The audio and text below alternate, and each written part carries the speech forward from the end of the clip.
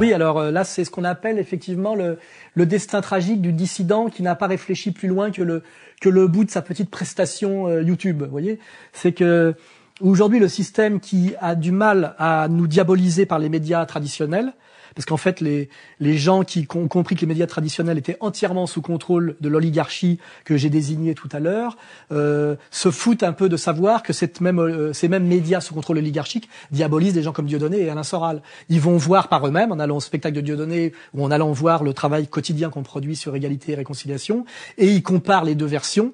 Et ils se disent, il y a une certaine rigueur dans ce que propose Alain Soral. Hein. Donc là, le système se dit, on n'arrive pas à diaboliser cette dissidence sérieuse de l'extérieur. Donc il faut la diaboliser de l'intérieur. Alors pour ça, qu'est-ce qu'ils font ? Ils font pression sur certains dissidents, notamment certains qu'on a aidés, par des quenelles d'or, en leur donnant une certaine audience grâce à notre site qui a une grosse audience. Parce que je rappelle, c'est le premier site de réinformation de France, hein, avec des statistiques très importantes. Ma dernière vidéo, qui donne une explication un peu sérieuse des événements du 13 novembre, est à près de 900 000 vues rien que sur YouTube. Je pense que c'est beaucoup plus que l'audience d'un Bernard-Henri Lévy au bout d'une heure de monologue dans l'émission de Ruquier. Vous deviez pas l'appeler le génie du judaïsme, le livre ? J'ai longtemps hésité entre les deux titres, oui, c'est vrai. Pour rappeler à tous les Français d'aujourd'hui, en effet, ce qu'ils doivent au judaïsme. Donc l'oligarchie s'est dit, maintenant il faut qu'on attaque la dissidence de l'intérieur. Alors soit il faut attaquer les dissidents sérieux que je suis par d'autres dissidents moins sérieux et plus fragiles. Professeur, et Paul-Éric Blanc, pourquoi n'était-il pas présent aujourd'hui ? Parce qu'il a la trouille. Il a le trouille. Je suis cerné par les lâches, de toute façon. Soit ils les cooptent en leur disant t'as un petit talent d'agitateur ou d'animateur. En général, ce sont des types qui font des petites vidéos concept et ils leur disent voilà, si tu dis que tu n'as rien à voir avec Alain Soral et que tu n'es pas antisémite, c'est comme si la question se posait et que tu n'aimes pas Dieudonné et que tu ne t'intéresses plus à la question palestinienne, etc. Tu seras coopté soit d'abord par le Jamel Comedy Club, hein, et puis après peut-être tu auras droit à la bande à Ruquier, voire même Canal+, vous voyez. Et c'est comme ça qu'on voit des petits types de la complosphère, on va dire, qui produisaient une petite information alternative, mais toujours comme comique. Le comique est lâche. Ayant beaucoup ramé dans le bas musical avant d'accéder au Sunlight, animation de comité d'entreprise, Club Med, café-théâtre, le comique vit dans la terreur de redescendre. D'où l'incommensurable lâcheté d'un Smaïn, le beurre de service, aujourd'hui remplacé par Jamel Debbouze, prenant le parti d'en rire, quand on l'interrogeait sur la ratonnade de la guerre du Golfe, sans doute pour ne pas froisser les organisateurs de spectacles traditionnellement peu acquis à la cause arabe. Quant au prétendu engagement de certains, compte tenu des liens étroits qui unissent monde de l'argent, politique et médias, soyez sûr que s'ils étaient vraiment subversifs, ils seraient passés à la trappe. Alain Soral. Et ça, c'est l'exemple du petit... C'est pas des recherches sérieuses, les articles que tu trouves sur Wikicomplot ou les sites conspirationnistes. Il faut toujours vérifier les sources. Allez, je te laisse. Adieu. Kevin Rezi, lui, qui a carrément fait un spot pour le gouvernement. Et là, effectivement, il se retrouve maintenant un peu mal à l'aise parce que ceux qui l'ont coopté avaient pas mal fait leur boulot, parce qu'on est quand même dans une période d'effondrement, hein, où les tapins de l'oligarchie sont des incapables. Alors ils se sont rendus compte qu'ils avaient pris un type qui avait été mouillé dans la complosphère sérieuse. Donc le type se retrouve montré du doigt comme traître par la dite complosphère. Quel vendu. J'espère que tu as touché un gros chèque pour le rôle du collabo. Encore un qui baisse son froc. Fallait bien ça pour passer chez Arthur. Tapin du système. L'argent t'a fait baisser ton froc, ou il était déjà baissé, mon pauvre ami. On t'a payé combien pour faire ce sketch? N'est pas Dieudonné qui veut. Bravo Kevin. L'année prochaine tu seras invité au dîner du CRIF.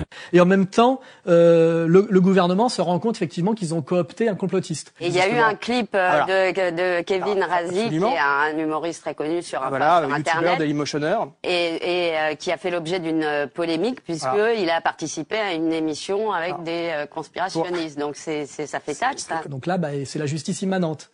Mais ça, c'est le problème quand on a comme possibilité d'avenir, en étant un peu finalement un gagman, que d'être gagman dans le système, puisque ces gens-là n'ont effectivement, contrairement à moi et à Dieudonné, mis en place aucun projet global pour pouvoir survivre jusqu'au bout, malgré toutes les persécutions. Et c'est effectivement le cas d'un qui vient de nous lâcher récemment. Le débrancheur. Qui est le débrancheur, qui aujourd'hui prétend qu'il n'avait rien à voir avec nous et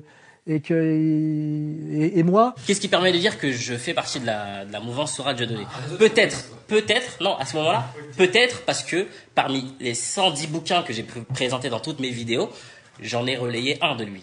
Voilà, effectivement, à ce moment-là, oui, j'ai relayé un livre de lui, mais à ce moment-là, il faudra dire que je suis dans la mouvance Zemmour-noloïste, parce que je donne des livres de Zemmour. Ensuite, on pourrait dire à ce moment-là que je suis dans la mouvance Attali, parce que je donne beaucoup de livres d'Attali. Ou sinon, peut-être que c'est pas le fait que je relaie des livres, peut-être parce que je suis relayé par Égalité et Réconciliation. Mais à ce moment-là, je suis aussi relayé par le Cercle des Volontaires. Je suis aussi relayé par... tu nous mets dans la merde, par contre. Alors là, je vais quand même, pour lui répondre à ce petit débrancheur, devant témoin, que nous t'avons accueilli pour faire tes vidéos pendant des mois et des mois à notre local de Saint-Denis, c'est-à-dire que tu travaillais sur nos machines, et nous avons même payé les factures de tes montages, et que tout ce que tu dis, tu l'as appris chez moi et dans notre bibliothèque Contre-Culture, et que tu as été pendant au moins 2 ans une de nos créatures, et que nous t'avons aidé de A à Z, et que nous avons même payé pour toi. Alors maintenant, comme tu nous lâches, on va te dire, tu te débrouilles par toi-même sans que nous relayions tes vidéos sur Égalité et Réconciliation, parce que c'est de là que venait ton audience, tu vas t'en rendre compte. Et comme je n'aime pas les traîtres, les lâches et les salopes, je dis bien, puisque je suis beaucoup plus regardé que toi, que oui, tu viens bien de chez nous intégralement. C'est-à-dire que tu venais tous les dimanches à notre local de Saint-Denis, travailler sur nos machines, avec nos techniciens, et nous payions même ta post-production. Nous payons les factures de ta post-production pour te dire jusqu'où tu es allé dans la collaboration avec nous. Donc nous t'avons aidé de A à Z parce que tu faisais un travail qui était pas mal. C'est-à-dire quand on enlève le côté gag et le côté one-man show. Rothschild. Qui est Rothschild? Non. Pourquoi Rothschild? Je n'en sais sûrement pas plus que vous. C'était du Soral pour adolescents avec sans doute un peu d'habillage inutile, mais tu avais carte blanche pour faire ce travail, parce que ça touchait une clientèle intéressante. Et aujourd'hui, il semblerait que, j'ai vu un reportage de France 2 où tu as été flouté, on n'a pas donné l'école où tu travaillais, c'est-à-dire qu'ils ont été gentils avec toi, tu ferais partie du futur contingent coopté par le système pour faire un travail ambigu de double allégeance. Donc voilà. Donc je dis à tes maîtres et à tes futurs maîtres qu'effectivement tu es un pur produit au départ d'égalité et réconciliation, et un type effectivement qui doit beaucoup à Alain Soral. Voilà. Ça te fera les pieds.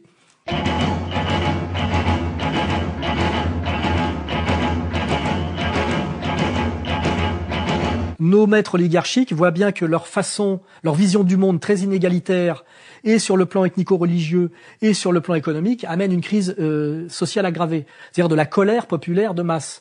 Et pour ça, la réponse, il y en a plusieurs, c'est, on va dire, la destruction de l'identité nationale et de la possibilité de s'identifier à un peuple quel qu'il soit.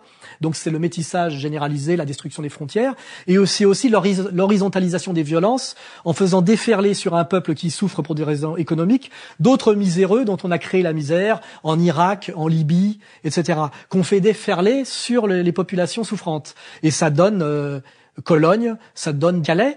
C'est-à-dire l'horizontalisation des violences et des souffrances. C'est ce que j'ai déjà décrit depuis des mois et des années. C'est-à-dire qu'on envoie contre un peuple en souffrance, un autre peuple en souffrance, un sous-prolétariat délinquant contre un prolétariat au chômage.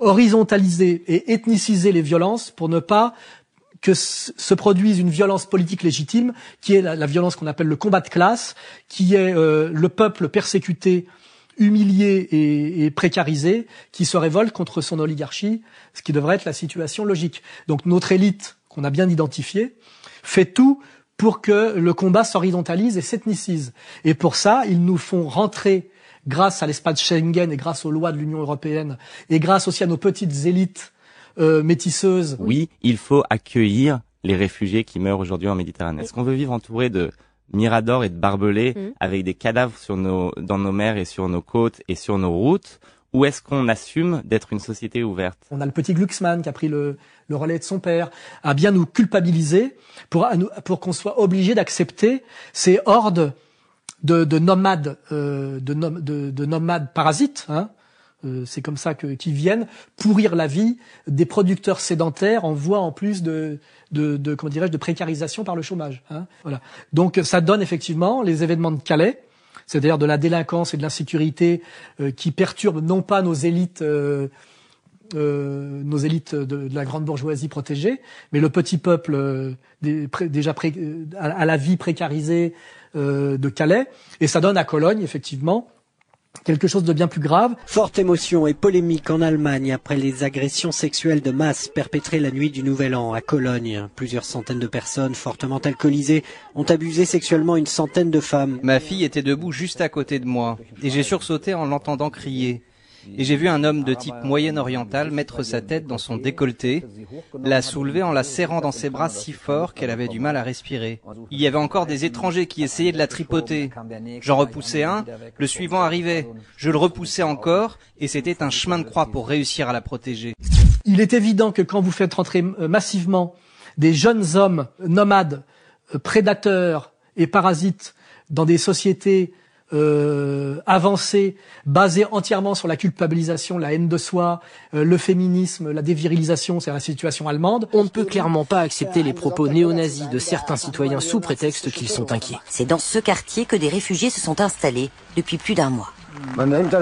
C'est vrai qu'on a facilement des préjugés, mais bon, on ne dit trop rien, sinon on risque de passer pour des racistes. Quand vous télescopez ces deux populations, ça donne des jeunes femmes effectivement, qui s'excusent de ne pas se laisser violer, une fois de plus, comme elles se sont fait violer par l'armée rouge quand elle a pris Berlin, et qui s'excusent en fait, au niveau de leur mental, de ne pas offrir leurs fesses à des jeunes prédateurs, des jeunes adultes, dans une situation de misère sexuelle. Nous sommes tous très tristes après ce qui s'est passé la nuit du Nouvel An, dit cette jeune femme.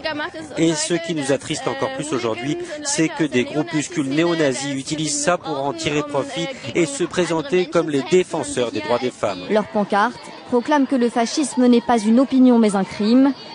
Ils sont venus dénoncer les amalgames et réaffirmer leur soutien aux réfugiés. Et là, les médias font tout pour cacher la chose. Les forces de police sont incapables de réagir, parce que se pose toujours la question de l'antiracisme et pas la question de protéger leur propre population. Et donc, il y a eu toutes ces agressions qui ont été d'abord cachées, puis révélées, et qui aujourd'hui sont très dures à gérer, parce qu'effectivement, ça fait monter les extrêmes droites allemandes. Alors ça, c'est les effets à la marge de tout ça. Effectivement, ça met en danger quelque chose qui s'appelle l'Union européenne, l'espace Schengen, et ça, je m'en réjouis. C'est-à-dire que, rappelez-vous le sous-titre de mon livre Comprendre l'Empire, demain, la gouvernance globale, c'est-à-dire la fin des frontières, la fin des États, la fin du droit de se revendiquer d'une nation au profit d'une gouvernance globale oligarchique, voilà, ou la révolte des nations. Une tentative d'imposer par la ruse un pouvoir dictatorial qui met, à l'horizon 2012, le monde occidental face à ce choix qui l'engage tout entier, la soumission totale à cette oligarchie spoliatrice qui n'a eu de cesse, depuis plus de 2 siècles, d'organiser cette guerre de tous contre tous, annoncée par Marx, pour parvenir à cette fin. Ou la révolte des peuples enracinés réduits en esclavage, quand ce n'est pas poussé à la misère, contre cette oligarchie nomade au procédé satanique menant, pour son seul intérêt, le monde à cet âge sombre, décrit par la tradition. Alain Soral. Comprendre l'Empire. On est dans cette espèce de bain tragique actuel. D'ailleurs, sur ces agressions, on n'a pas entendu Clémentine Autain s'exprimer. Oui, il y a que le seul type aujourd'hui qui réagit assez bien sur tout ça, c'est Zemmour, qui n'est pas du tout sur la ligne Finkielkraut. Le droit d'asile, c'est Victor Hugo s'exilant de France pour Guernesey. Le droit d'asile pour des millions de gens, cela s'appelle une invasion. Finkielkraut parle très peu de tout ça. Et effectivement, la petite Clémentine Autain est très mal à l'aise parce que c'est une fille qui a eu dont on peut comprendre toutes les problèmes comment dirais-je, d'intelligence politico-sociale par le fait qu'elle a été violée adolescente. Donc effectivement, elle a un traumatisme qui l'empêche peut-être de penser politiquement de manière parfois plus intelligente. Et elle est en tant que sans-papiériste, en tant que issue d'une certaine extrême gauche, touche pas à mon pote, elle voit dans le migrant une chance. La circulation des êtres humain doit être favorisé. Le problème majeur en Europe et en France n'est certainement pas l'immigration. L'immigration est une richesse, ça représente une infime partie de la population et ce qui devient totalement nauséabond dans le débat actuel, c'est qu'on a l'impression que cette toute petite partie d'immigrés n'est pas bienvenue. Quand on parle effectivement de tous ces prédateurs violeurs, elle a les fils qui se touchent.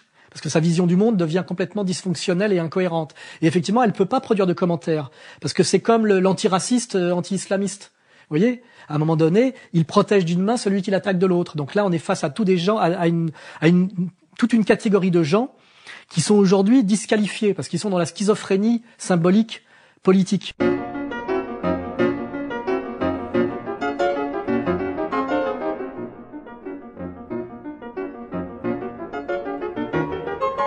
Si ces gens veulent se retrouver à Calais, c'est parce qu'ils rêvent d'aller en Angleterre. Pourquoi ? Parce que l'Angleterre, depuis Margaret Thatcher, qui a produit une destruction totale de l'État-providence et de l'État protecteur anglais, par la déréglementation totale du marché du travail anglais, a donné l'idée et a produit l'illusion ou même l'idée qui a un certain sens que n'importe quel crevard du monde entier pouvait venir en Angleterre parce qu'avec la précarisation du monde du travail, il pouvait trouver un boulot parce qu'il n'y a plus de CDI en Angleterre. Fille d'épicier, Margaret Thatcher veut gérer son pays comme une entreprise. Les dépenses publiques sont réduites, priorité au marché et au secteur privé, dit la dame de fer, inspirée des thèses de Milton Friedman. Dérégulation, ouverture aux capitaux étrangers, la City s'impose comme une place boursière mondiale. Quand Margaret Thatcher quitte le 10 Downing Street en 1990, l'écart de niveau de vie entre les pauvres et les riches est identique à celui des années 30. Donc si nous avons tous ces migrants qui stagnent à Calais et qui pourrissent la vie des Calaisiens, c'est à cause de la haute aspirance de la législation du travail anglaise. Normalement, un homme politique français, un patriote français, un type qui défend l'intérêt des citoyens français, devrait laisser ces migrants passer en Angleterre. Aujourd'hui, je peux annoncer que nous avons décidé d'investir 17 millions de livres supplémentaires pour renforcer les infrastructures sécuritaires à Calais et pour soutenir le travail des policiers français. Quand nous ne faisons pas le tapin pour Israël ou pour les États-Unis, nous faisons le tapin pour le régime anglais. C'est absolument anormal. Les Français devraient faire davantage pour empêcher les migrants de venir.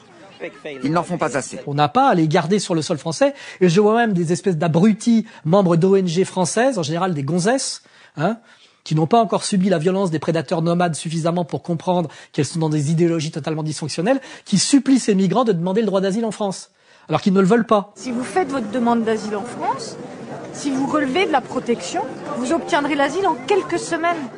Elle déploie toute son énergie pour les convaincre, mais rien n'est gagné. Ça n'a pas de sens. Si j'avais envie de rester en France, je n'aurais pas besoin que quelqu'un me dise de le faire. Un paradoxe. La France qui demande à ses migrants de rester, alors qu'eux-mêmes ne rêvent que d'une chose, rejoindre l'Angleterre. Le jour où les patriotes français reprendront le pouvoir, ils prendront des mesures qui sont utiles au peuple français en laissant les djihadistes partir faire le djihad là-bas.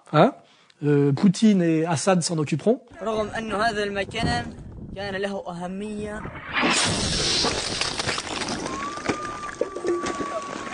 Et à laisser ces migrants qui traversent la France, en passant d'ailleurs par la Turquie, l'Europe de l'Est et l'Allemagne, qui sont bloqués à Calais, à les laisser passer en Angleterre. Comme ça, les Anglais réviseront peut-être leur législation du travail et peut-être protégeront à nouveau, par leur code du travail, le travailleur anglais. Voilà, ça sera bénéfique pour tous les patriotes, comme je le dis une fois de plus, patriotes du monde entier. Unissez-vous et unissons-nous pour lutter contre la prédation oligarchique, c'est-à-dire ces prédateurs du haut qui se servent des prédateurs du bas pour tous, nous détruire. Voilà.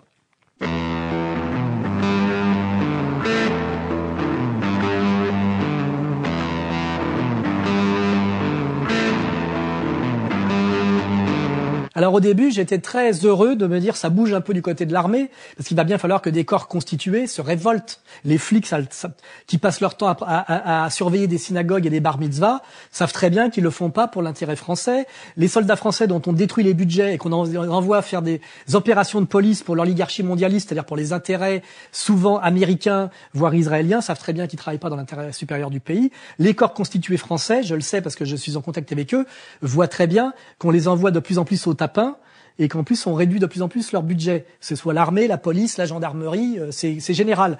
Donc on espère qu'à un moment donné, il va y avoir un sursaut d'insoumission et un sursaut de révolte et un sursaut révolutionnaire de ces corps constitués. C'est notre seul espoir.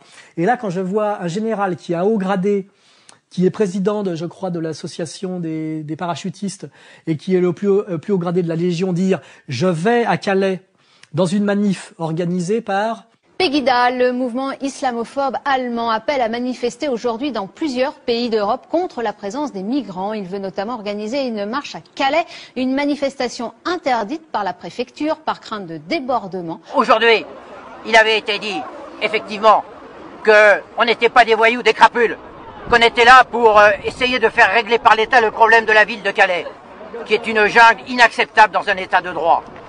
Et donc que vous ayez été mis en place ici, c'est une chose. De là à faire les charges que vous faites, c'en est une autre. Et c'est ça que moi j'attendais de frères d'armes. Il y va, il dit j'y vais, j'assume. On se dit bon, enfin, des militaires français vont enfin oser dire que trop c'est trop, que ça suffit, et qu'ils se révoltent contre quelque chose dont ils ont autant pris conscience que moi. Moi j'ai simplement le courage ou la folie de le dire publiquement.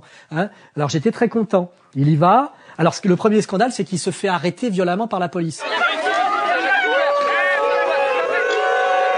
C'est-à-dire que la police, aux ordres d'un petit préfet dont il faudrait montrer la photo pour voir qui règne sur qui aujourd'hui, c'est un peu comme quand on voit Aziza me menacer et m'insulter. Il y a quelque chose qui heurte le sentiment commun, vous voyez. Un monde qui fonctionne bien ne peut pas être un monde où un petit flic arrête un général comme ça et le brutalise.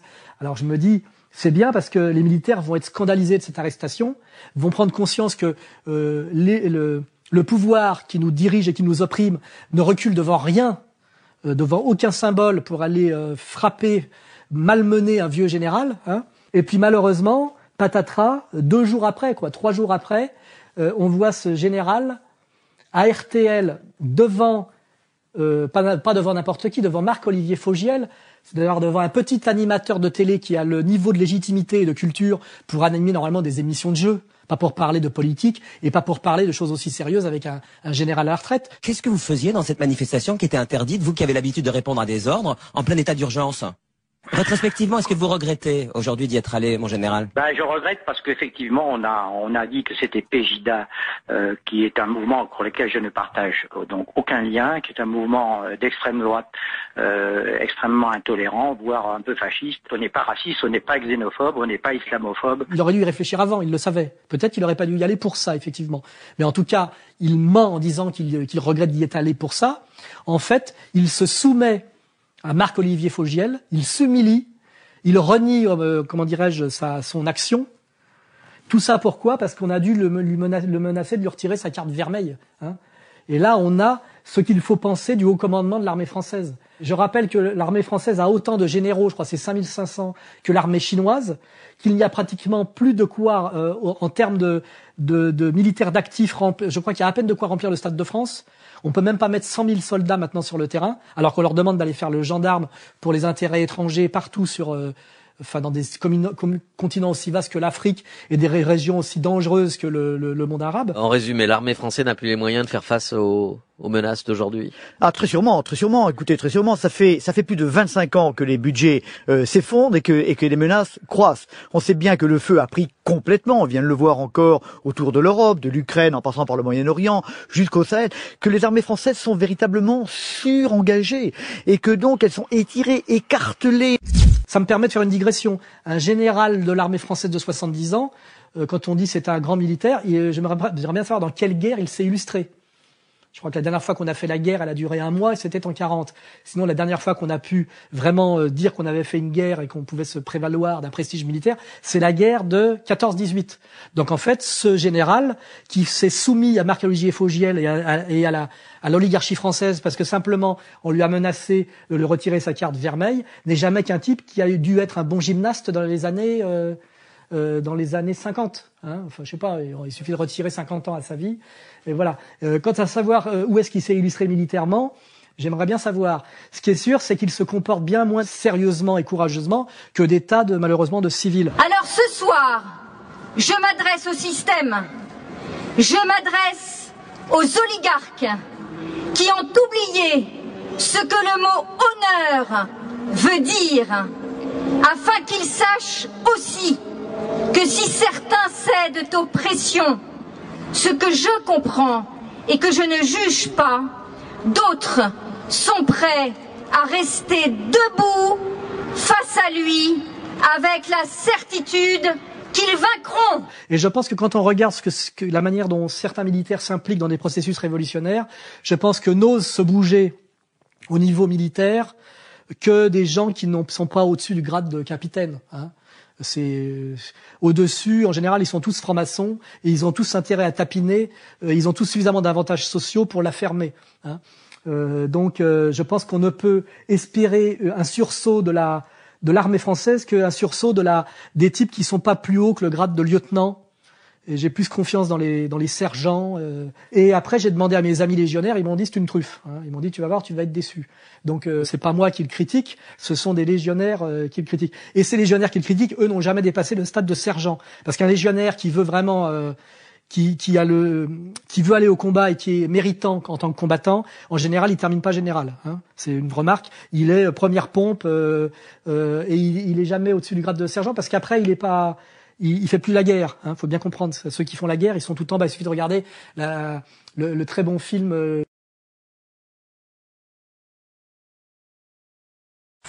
On voit très bien qu'il y a un type de terrain qui est sergent, qui pilote en fait un lieutenant issu d'une école de cadre, quoi, voilà, et qui est un bourgeois et l'autre est un type du peuple. C'est un peu ça l'idée. Donc moi, je ne fais confiance qu'aux militaires qui ne sont pas trop haut gradés. Les autres, ce sont des bénéficiaires du système, des gens qui ont rarement fait la guerre. Je me suis retrouvé face à des hauts gradés de l'armée, notamment dans des stages de sport de combat, etc. C'est des chauves avec du bide. Ils pèsent pas une cacahuète, hein, voilà. Et donc je salue une fois de plus les militaires de terrain. Hein, c'est-à-dire les deuxièmes pompes, les premières pompes, les caporaux-chefs et les sergents. Au-dessus, je commence à douter. Hein. La révolution des corps constitués passera par le bas des corps constitués. Après, il y a le plafond de verre, et au-dessus du capitaine, ils sont tous francs-mac et au tapin, hein, en gros. Voilà. C'est ce que me disent les mecs de la base. Hein. C'est pas moi qui l'invente. Hein.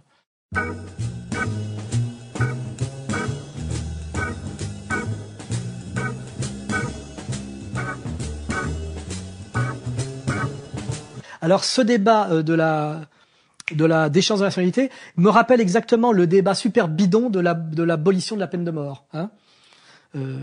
Il a fallu attendre que le vieux académicien aux yeux bleus là. Et maintenant, il faut attendre d'Ormesson pour entendre quelques vérités, pour vous dire où on en est d'effondrement. Hein, voilà. Quelquefois, je me demande s'il n'y a pas une ombre d'enfumage. C'est effectivement de l'enfumage. On peut déjà déchoir de la nationalité avec le je sais pas comment on dit, l'arsenal juridique tel qu'il est. 2, promettre de déchoir de leur nationalité des musulmans radicaux qui chient sur la France et qui rêvent que de mourir héroïquement pour Daesh, ça n'a strictement aucune utilité. On traque les mortades, les kuffars, ceux qui combattent l'islam. L'homme est un fossoyeur. J'ai fait allégeance au calife dès la déclaration du califat. Le forcené armé est immédiatement stoppé par des dizaines de coups de feu. Oh, regardez ça, au taquet. Au volant, Mohamed Merah. Le fait que des jeunes de nationalité française, c'est-à-dire des Français de papier, combattent contre les intérêts de la France, contre la France avec la haine de la France, ça pose une question fondamentale, dont la réponse n'est pas la déchéance de la nationalité post-mortem, mais de réviser drastiquement le code de nationalité, c'est-à-dire d'abolir enfin une absurdité qui s'appelle le droit du sol intégral. Comment devient-on français? Faut-il le mériter, autrement dit pour les plus conservateurs, écarter les étrangers, ou bien suffit-il d'être né en France, même de parents étrangers, pour être automatiquement français? À ceux qui invoquent le droit du sang, né de parents français pour être français, s'opposent les partisans du droit du sol, beaucoup plus hospitalier. Il faut bien préciser que le droit du sang, c'est le droit des sociétés primitives, le droit du clan, le droit de la tribu, le droit de la famille, et que toutes les sociétés évoluées, parce qu'il est normal qu'elles accueillent un certain nombre de gens qui naissent sur leur sol, ont adopté le jus soli, c'est-à-dire le droit du sol. Donc le vrai problème, c'est non pas la déchéance de la nationalité, qui est une absurdité, l'inscrire dans la Constitution, c'est très malsain, c'est le problème de tous ces binationaux qui n'aiment pas la France, c'est le problème de tous ces nationaux qui n'aiment pas la France, et c'est le problème du droit du sol intégral. Toute nation qui fonctionne sur le droit du sang et un droit du sol très relatif et à condition. Je ferai remarquer que nos maîtres judéo-sionistes sont tous sur le droit du sang intégral. Et la clé, je crois, de la raison d'être, la raison de la survie du peuple juif, c'est la capacité à faire en sorte que les enfants soient juifs. Moi, je suis aussi le représentant Le fils d'une d'une vieille tribu. Ouais. le fils d'une des plus anciennes tribus du monde. Alors Bernard-Henri Lévy, la tribu d'Israël. Il ne se coopte que sur le droit du sang, hein, pas sur le droit du sol. Hein. Le gouvernement israélien adopte un projet de loi controversé sur la nature de l'État hébreu. 14 des 22 ministres du cabinet de Benyamin Netanyahou se sont prononcés en faveur de ce texte qui définit Israël comme l'État national du peuple juif. Et donc, il faut revenir impérativement sur le code de la nationalité, abroger le droit du sol intégral et revenir au droit du sang. Hein, voilà. Quand Benzema, qui est un imbécile, mais qui par sa bêtise dit une vérité, il dit l'équipe de France c'est pour le sport, mais mon vrai pays c'est le pays de mes ancêtres, c'est l'Algérie. Et l'Algérie c'est mon pays. Hein. Mes parents ils viennent de là-bas, donc après la France c'est plutôt sportif quoi. Il a parfaitement raison. Le pays, c'est le pays des ancêtres. C'est pas le pays sur lequel vous êtes né par hasard. Imaginez, dites à un Chinois que l'enfant du fils de Dieudonné, c'est-à-dire métis camerouno-français, peut être chinois parce qu'il est né en Chine par hasard, parce qu'il a été mis en garde à vue, lui et sa bonne femme, à un moment donné, par hasard sur le territoire de Hong Kong. Ça aurait pu arriver. Le Chinois, il éclate de rire. Le Chinois, il sait très bien que pour être chinois, il faut avoir des parents chinois, des ancêtres chinois. Moi, je suis double national franco-suisse, bien que j'ai jamais mis les pieds en Suisse et que je suis pas né en Suisse, simplement parce que j'ai des ancêtres en tant que Savoyard qui étaient de l'autre côté du lac Léman. Et que donc j'ai des ascendants suisses. Je ne suis pas né en Suisse et je n'ai pratiquement jamais mis les pieds en Suisse. Mais la Suisse pratique un droit qui est le droit du sang, qui est le droit des peuples et des nations qui fonctionne. Le droit du sol intégral est un droit qui nous a été imposé pour détruire le peuple français et l'appartenance à la nation. L'Europe sera d'autant plus intéressante pour tout le monde qu'on arrivera à une dissolution de l'État-nation et quelque chose de beaucoup plus intégré. Il faut aussi arrêter avec ce sentiment national. Et c'est pour ça que nous avons aujourd'hui une horde de Français de papier ou de binationaux qui effectivement ne sont pas français. Nique ta mère, nous, Nick Varg. Voilà, on pique ta mère, nous. Voilà. Fils de pute de Français qui nous aiment pas. Et je rappelle en dernière instance que le droit du sol est le droit des esclaves, hein, et que le droit du sang est le droit des hommes libres. Hein. Le droit du sol, c'est vous appartenez à la terre sur laquelle vous êtes né, parce que c'est la terre du maître, et vous êtes un serf. C'est le droit du sol, c'est le droit de l'esclave sur une plantation de Louisiane. Vous appartenez à la terre que vous travaillez, sur laquelle vous êtes né, hein, n'est-ce pas? Pour les connards qui vous disent je suis français parce que je paye mes impôts en France. Non, ça c'est le droit de l'esclave. Tu es français parce que tu es issu d'une lignée de gens qui ont fait la France, qui ont aimé la France, qui se sont battus pour la France et qui ont versé leur sang pour la France. Je suis français parce que j'ai été pondu là par hasard et que j'ai payé mes impôts parce que j'ai pas le choix. Ça fait pas de toi un Français. J'ai reçu un appel du gouvernement qui m'appelle à devenir français, donc je vais y aller et je pense que ça y est. Tout ça, c'est ce discours d'appartenance à la France est un discours qui vous a été imposé par Bernard-Henri Lévy ou Glucksmann père et fils. Qui mettez-vous sous le terme de réac? Je mets des gens très différents qui parfois s'opposent les uns aux autres, mais qui ont tous en commun le fait de refuser les évolutions de la société contemporaine, les métissages, les échanges, les mélanges qui constituent les sociétés européennes d'aujourd'hui. Et ces gens-là savent très bien que c'est pas ça qui fait comment dirais-je, d'un Français de papier un patriote, de même qu'il ne suffit pas d'être né en Israël pour être israélien, hein, voilà.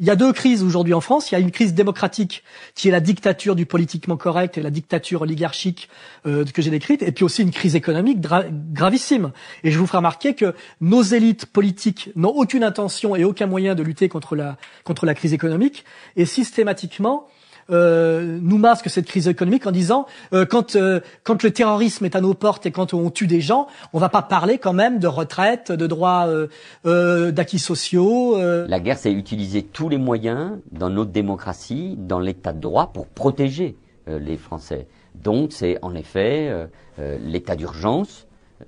Nous allons voir si nous allons le prolonger. Le temps nécessaire. Nous ne pouvons pas vivre tout le temps avec l'état d'urgence. Mais tant que la menace est là, nous devons utiliser tous les moyens. Ça peut être pour toujours. That could be forever. Et pendant ce temps-là, on a le suicide des paysans, les insurrections paysannes, et aussi, effectivement, à cause de la fin de la PAC, qui est la condamnation à mort de toute la paysannerie familiale et de toute la petite paysannerie française, hein, il faut le dire. Son mari s'est donné la mort. Depuis plusieurs mois, la situation financière de la ferme a empiré. Le prix du litre de lait a encore chuté. C'est inhumain de travailler sans salaire. Ouais, inhumain.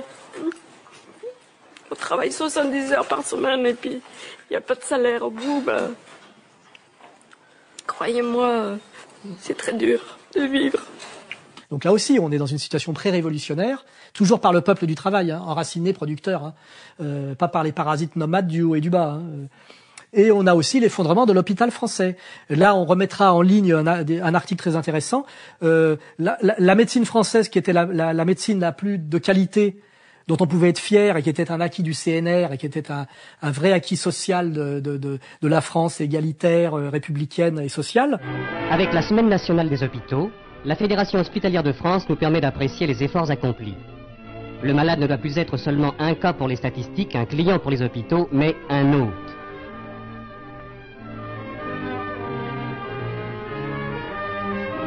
En rompant avec la politique d'austérité et la carence du financement qui ont freiné l'évolution hospitalière, l'hôpital est déjà, ce qu'il n'aurait jamais dû cesser d'être, un grand service public au service de votre santé. L'intérêt, voyez-vous, c'est que dans un petit hôpital, le personnel, disons les médecins, les infirmières, l'ensemble du personnel appelé à donner des soins aux malades, n'est pas dépassé par une organisation trop grande. C'est à une échelle tout à fait humaine. Les malades ici sont soignés par du personnel qui souvent sont connus d'eux parce qu'ils sont du pays. Et le personnel travaille dans un petit hôpital beaucoup avec son cœur. La médecine pour tous de qualité est en train de s'effondrer à cause de la mainmise depuis maintenant une quinzaine d'années du monde de la finance sur les hôpitaux. Les hôpitaux avant empruntaient à une caisse qui était liée à l'État. Aujourd'hui, elle a l'obligation d'emprunter sur un marché qui est non seulement privé mais captif et qui l'a surendetté volontairement. Et toute la mutation des hôpitaux, quand on ferme les petits hôpitaux locaux, que les femmes ne peuvent plus accoucher le week-end et à moins de 50 km, c'est pas pour une amélioration des soins à cause des évolutions techniques et de la concentration rendue nécessaire par le coût des appareils, etc. C'est parce qu'en fait, les hôpitaux français sont surendettés et en faillite. Et là, je vous révèle, et vous pourrez le vérifier par la post-production, que ce que fait le pouvoir politique aujourd'hui face à la faillite des hôpitaux, c'est obliger les hôpitaux à rembourser les emprunts frauduleux qu'ils ont été obligés de contracter et qui les ruinent. Alors que normalement, la première chose à faire, si un jour un pouvoir légitime reprend le pouvoir, c'est aussi annuler instantanément la dette des hôpitaux qui permettent de remettre sur les rails un hôpital de proximité et de qualité. C'est-à-dire que chaque fois qu'on regarde quelque part, et qu'on regarde notamment une crise française d'une baisse de la qualité de la vie qui fait que même l'espérance de vie est en train de baisser aujourd'hui en France, on retrouve la mainmise de l'oligarchie financière qui est très liée à l'oligarchie communautaire, qui détruit la France populaire, la France des 30 glorieuses, la France des acquis sociaux, la France de l'égalité sociale, pour enrichir le pouvoir bancaire et avec derrière systématiquement le mensonge direct ou le mensonge par omission de ces relais médiatiques.